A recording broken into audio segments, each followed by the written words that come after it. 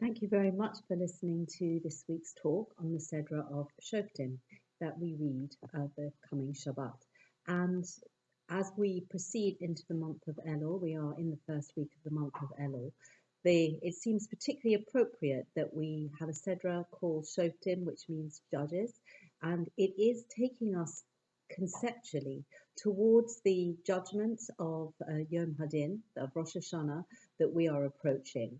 And I think that from now, each Sedra will have some kind of connection, some kind of lesson that we can take out that is going to stand us in good stead as we think about Rosh Hashanah, as well as focusing on the words of the Sedra itself and being in the moment of this particular Sedra.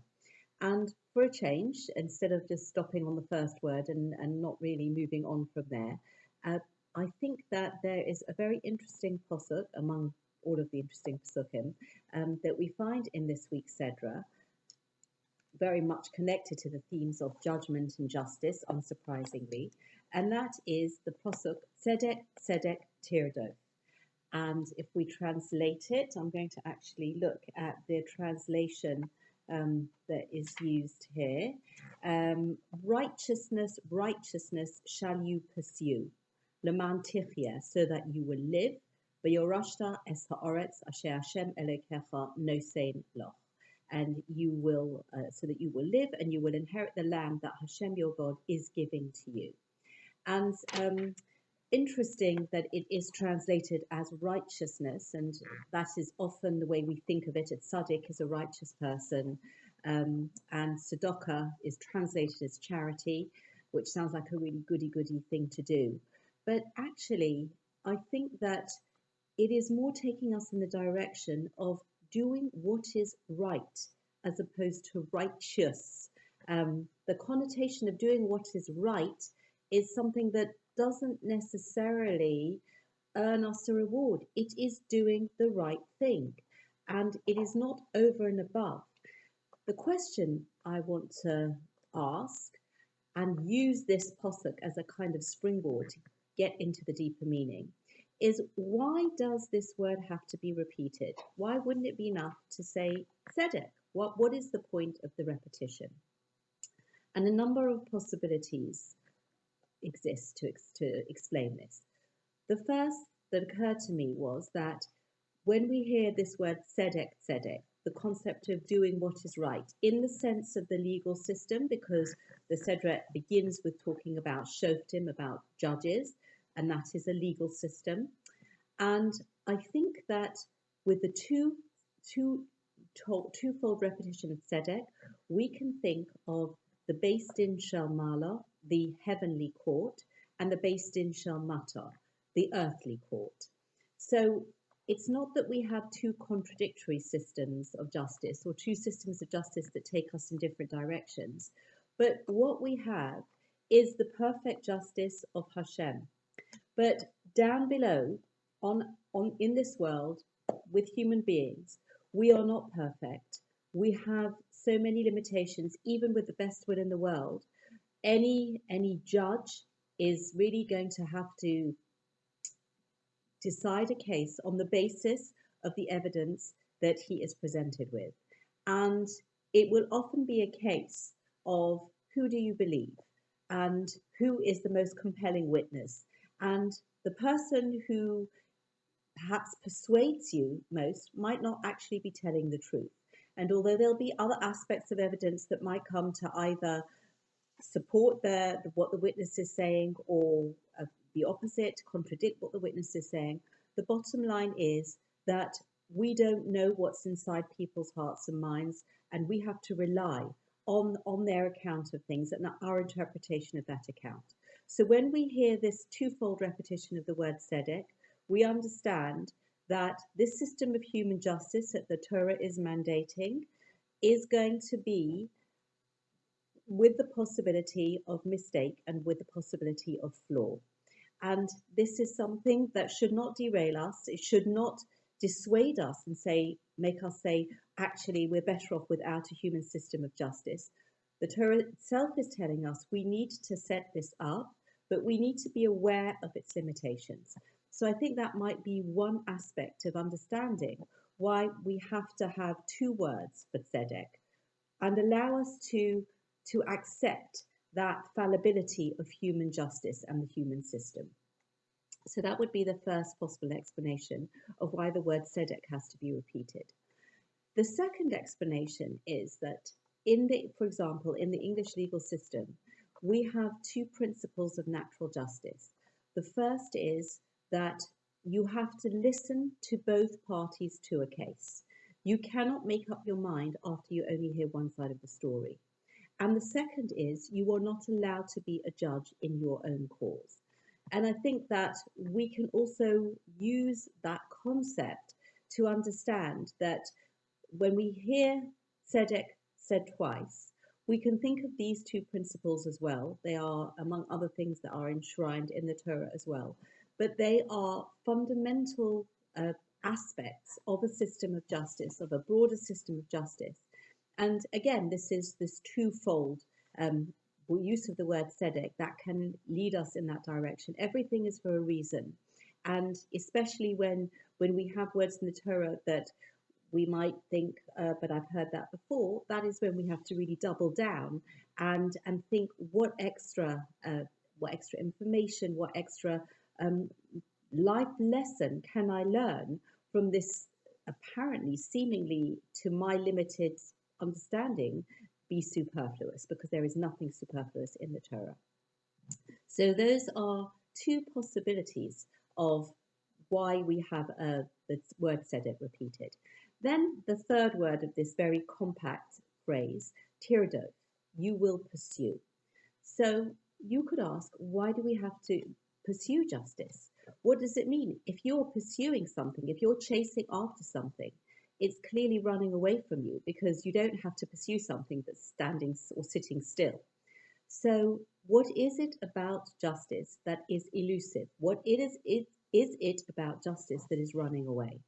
And I think perhaps this might link up with what I was saying before about human nature, about the Beis Din Shel Mata, that we do have to work very hard to achieve true justice, to make sure that we appoint the officials who are really going to be bastions of justice, who are going to be above bribes, who are going to sincerely, uncritically listen to both sides of the case, who are not going to be distracted and swayed by other extraneous elements of the case. And so I think that this elusiveness of justice, this fact that although tzedek means doing what is right, that it is easier said than done.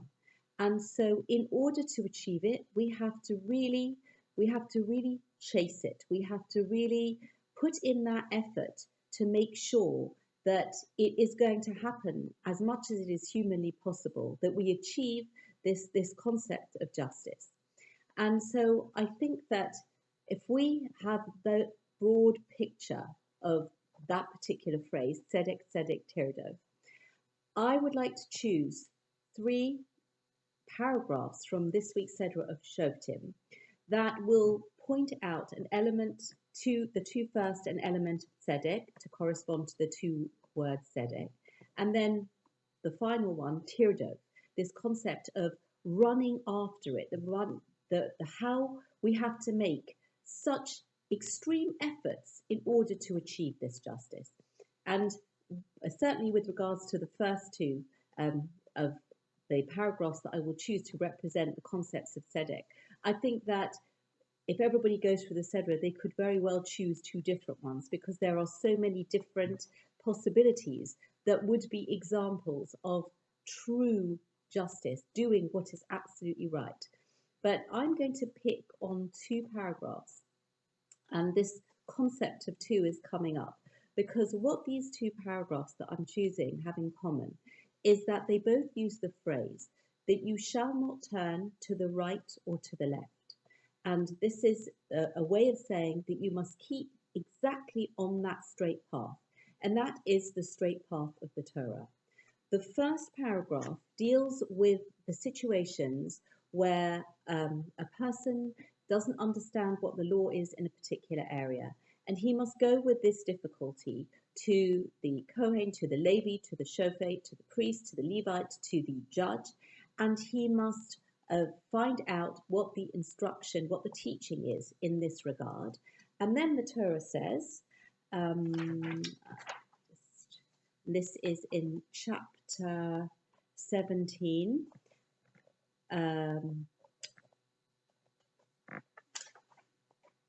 verse 8, we'll go from. Ki yipale mimcha davar lamishpat ben dom ledom, ben din ledin, or ben nega lenega. If a matter of judgment will be wondrous, literally wondrous, it is actually translated as hidden, but this word pele means wonder, that it is completely beyond you. Between blood and blood, between verdict and verdict, or between affliction and affliction. Divrei rivos b'sharecha, matters of dispute in your cities. V'kamta v'alisa el hamakom asher yibcha Hashem Elohecha bo. And you will get up and you will rise to the place that Hashem your God will choose. Uvasa el hakohanim halavim ve'el hashofet. You will come to the Kohanim, to the Levites, and to the judge. Asher yihye bayomim hahem, who will be in those days. V'dorashta, you will inquire. V'higidu lacha, and they will tell you es devar hamishpat, the word, the matter of the judgment. V'asisa al pi hadova asher yagidu lacha min hamakom hahu, and you will do according to what they have told you, the word that they will tell you from that place. Asher yibchar Hashem, that Hashem will choose. V'shamarta la'asos kochol asher yorucha, and you will be careful to do everything that they have taught you. Al pi haTorah asher yorucha, according to the teaching that they will teach you. Va'al hamishpat asher yomru lacha, and to the judgment that they will say to you. Ta'aseh, you will do. Lo sosor min hadava asher yagidu lacha, you will not turn from the word that they will say to you, yomin or smol, to the right or to the left. And Rashi comments on this right or left. Afilu omar lacha, even if he says to you, al yomin, about right, shehu smol, that it's left, but al smol, about left, shehu yomin, that it's right. But kol shekain, how much more so, she omer lacha, that he says to you, al yomin, that right, yomin is right, al smol, about left, smol, that it is left. So the Torah is telling us that we cannot deviate in any other direction. And Rashi picks up and he says in the first half of the explanation that even if the Kohanim, the Leviim, the judge will say that this is right and according to you it's left, you still have to follow the conclusion that the authorities have reached. You cannot let your interpretation, your intellect, sway you or take you in a different direction. And it occurred to me, why is the Torah using this concept of right and left? Why does it not say, if they would say to you something is black and it is white, or vice versa, they say this is white, whereas you think it's black. So what is this idea of right and left? And it's very perplexing to hear that, Rashi's saying, even if they say to you that left is right and right is left, and it sounds very confusing and almost going to the credibility of what you're being told. If you know for sure that this is right and they're telling you it's left, what is going on? So I think that perhaps uniquely among the contrasts that could have been chosen, that whether something is right or left depends on where you are sitting or standing. If I'm next to you, then my right is your right, my left is your left. If I'm facing you, then my right is your left, and my left is your right. And I think that when we hear that we need to follow the words of the authorities, the Kohanim, the Leviim, and the Shofet, we have to understand that they are looking at it from a different perspective, from the perspective of their their Das Torah, their Torah knowledge, their Torah experience, their experience of life through the lens of their learning and their Ruach HaKodesh, that special divine spirit that they have been endowed with. And, and I think that we have to accept that what is right as opposed to left, to me, in the eyes of a great Torah sage, and very telling that we call them Talmidei Chachomim, that they are students of wise people as opposed to emeritus professor or some other very grand sounding title. They are called students of wise people as a humble way of saying that they are learning. Their life is a constant learning curve. But equally, they have tremendous depth of learning and they have a wealth of experience. And with that, they are able to tell me that actually, even though I think it is of the right, they know actually it's the opposite. So I think if we can understand Rashi in this way, it gives us this sense of knowing that a very important part of Torah is following the instructions of the authorities that have been chosen by the Torah, by Kohanim, Leviim, Shofet. And in the matter of judgment, we have to really accept their judgment and not challenge it, not use our intellect as the basis of contradicting it, but to understand that according to their teaching. And I think it's very telling that in the paragraph that I just read out, that the word Torah is used, that this is not just their opinion, this is not their subjective view. This is based on Torah, based on the values, the teachings, the Masorah that's been handed down to them. And then this is the reason that we have to stick straight to that path, to that conclusion that they have arrived at. And this is the first aspect of tzedek, of doing what is right, and that is following the instructions exactly as they have been told to us from the Kohanim, Leviim, and Shofet. And again, the Torah specifies in the days that you are actually living. So it's not that we today would say, I don't see why I should listen to the rabbis of today. They're not Moshe Rabbeinu. They're not the rabbis of the Gemara. They're not the rabbis they're not of the caliber of Rashi and other great Talmidei Chachomim of the past. The Torah says you have to go to the leaders of your generation. You have to respect them and you have to follow their rulings. And that is going to give us the first concept of tzedek. The second is a few Pesukim later, also in chapter 17, and that is how the king that the Torah anticipates when we come into the land of Israel. So I'll read from chapter 17, verse 14. Kisovo el haaretz asher Hashem Elohecha nosei lach. Well, you will come to the land that Hashem your God is giving to you. V'yorishta, and you will inherit it. V'yoshavta ba, and you will dwell in it. V'amarta, and you will say, Asimo alai melech kachol hagoyim. I will put a king over me, like all the nations, asher sebivosai, that are around me. This is very unusual that it's written in the singular, and it's as if I, as an individual, are saying that I want to have a king.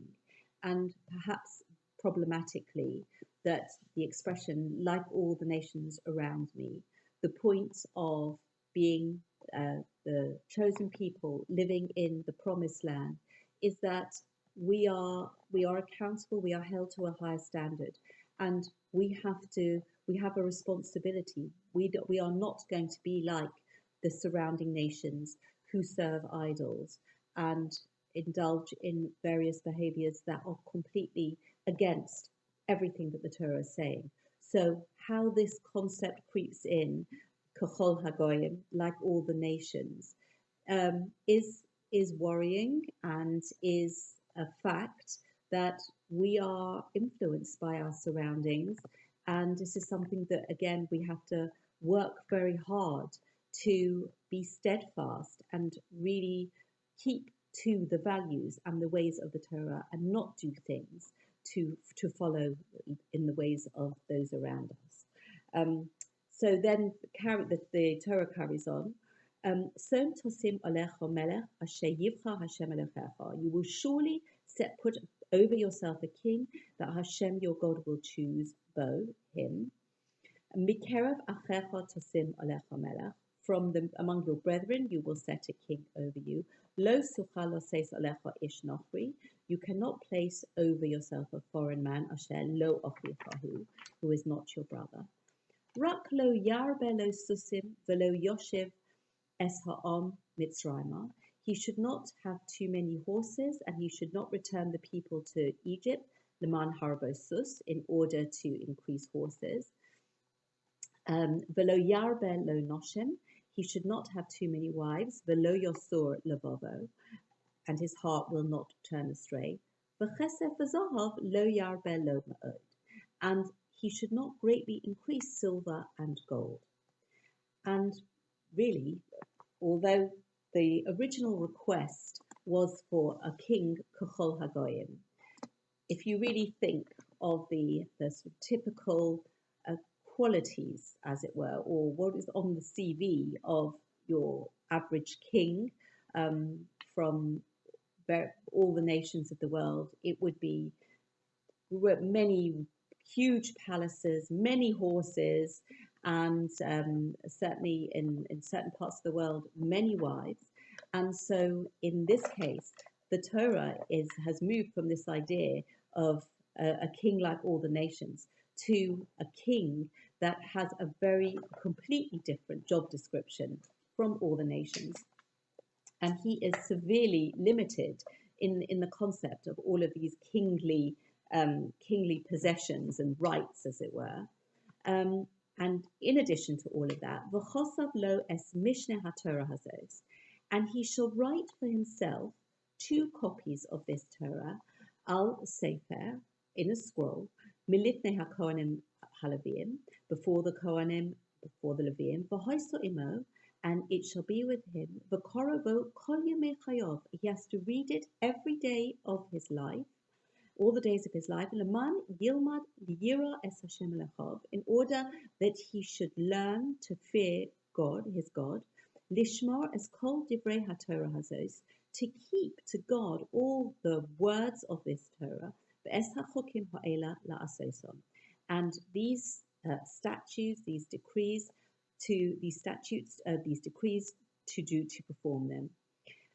Levilti rum levavo me'achav, not to elevate his heart over his brothers, or levilti sur min ha-mitzvah yomin usmo, and not to turn from the commandment right or left. And so here we have this phrase again, that the king, just like the people in the passage that we read before, the king too has been given a very specific job description. The divine right of the kings has become the divine responsibility of kings. He is limited. He is not allowed to have too many horses, too many wives. He has to learn to fear Hashem. And I think that we have the Torah telling us that fear of Hashem is not something that we pick off a tree, it's something that we learn. And I think that this idea of tzedek, this idea of true, pure, doing what is right, in the fact that it is applied to the king, who especially in years gone by, the king had absolute power, and he had power over people's lives. He could order somebody to be put to death. And humility wasn't necessarily at the top of your medieval king's CV. But the Torah is giving us this idea that every single human being, from the king to the pauper, from the pauper to the king, they are under Hashem. They have a spark of Hashem inside them, but equally they have limitations. There is no such thing as absolute power for a human being.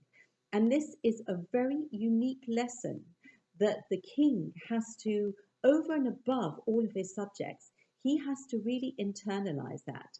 And the fact that he writes two Torahs, and this really fits in with this theme of two, that we have Tzedek, Tzedek, and the two Torahs. So there are different interpretations of why there need to be two Torahs. According to one explanation, one Torah is kept in his treasury, one Torah is out with him that he is looking at. According to another explanation, one is the Torah that he learns, and the other is the Torah that he expounds, that he explains in his audiences with his subjects. But this way of heaping unto the highest official, we have a hierarchy. We have Kohanim, Leviim, Shofet. We've got very important people who are in positions of authority. But really, the king is potentially, on the human level, the highest of them all. And he is subject to even more stringent restrictions and demands upon his duties. And it's not about his right, it's not about his power, but it's about what he has to, how answerable he is to Hashem, how he needs to keep himself literally on the straight and narrow. He cannot turn right and left, just like the rest of the people that he is ruling over. And this is really a shining example of the true justice of Tzedek that comes out, I think, from these two passages in this week's Sedra. The third is the word tirdov. You have to actively pursue it.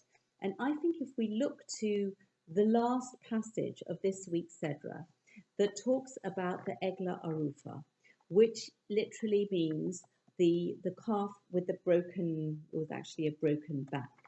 And it describes a situation, and I'll just read through. This is chapter 21, let's start with verse 1. Ki yimotze cholol ba'adama asher Hashem Elohecha nosein lach. If a corpse will be found on the land that Hashem your God is giving you, l'rishta, to possess it, nofel basoda lo noda mi hikohu. Fallen in the field, it was not known who smote him. V'yotzu zakeinecha v'shoftecha u'modadu el ha'orim asher savivos hechalal. And your elders and your judges shall go out, and they shall measure to the cities that are round about the corpse. And it shall be that the city nearest the corpse, eglas bas bakar ashelo ubadba, a calf of cattle which has not done any work, ashelo moshcha ba'ol, has not pulled with a yoke, v'horidu ziknei ha'ir, and the elders of the city will of that city will bring down es ha'egla el ha'nachal esan, and they will bring the calf down to nachal esan, asher lo ye'oved, that has not been worked bow, v'lo yizorea, and has not been sown, v'orfu shom es ha'egla banachal, and they shall break the back of the calf's neck in the valley. V'nikshu hakohanim b'nei Levi kivom b'char Hashem Elokecha, and the Kohanim, the offspring of Levi, shall approach because Hashem has chosen them, l'shorso, to administer to him, ulevorech b'shem Hashem v'alpiem yiyeh kol riv v'kol naga, and to bless with the name of Hashem, according to their word shall be every dispute and every plague. And the Torah continues that all the elders of the city wash their hands, and then they say, Yodenu lo shofchu es hadom hazeh. Our hands have not spilled this blood, ve'einenu lo ra'u, and eyes did not see. Kapeh la'amcha Yisrael asher kodisa Hashem va'al titein dom naki b'kerev amecha. Atone for your people Israel, who you have redeemed. Do not place innocent blood in the midst of your people Israel, and then the blood shall be atoned from them. And what is happening here is that it seems that the person has died, has been killed, has not died from natural causes, and the elders of the city are the ones who have to go and take responsibility. They have to say, our hands did not shed this blood, our eyes did not see. And they have to go to inordinate lengths to, even though they are the least likely people who would be suspected of committing such a heinous crime, but they must show that they are taking responsibility as the leaders, as the elders. They're not just going to wash their hands off it and say, oh, it's got nothing to do with me, it was outside the city walls. At some level, perhaps they didn't show enough care for this particular stranger who went out of the city by himself. There is some soul searching that has to be done, and not by the general populace, by the leaders who, in a very public display of a complicated ritual, they take responsibility, even though they were nowhere near the scene of the crime.